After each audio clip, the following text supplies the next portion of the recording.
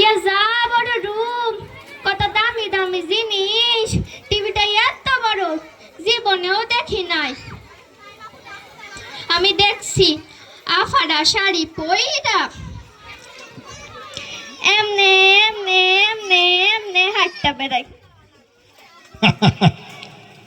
আপনারা শুনেন, নিজেরা খাই দুনিয়ার তরকারি, আর আমার একটা তরকারি দিয়া কুডুক ভাত দেয়।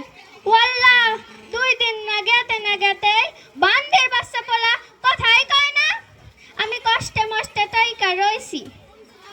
সেদিনকে খালা আমার একটা খেতা দিয়া কয়, যা তুই বারান্দায় গিয়ে ঘুমা, একটা বালিশও দেয় না।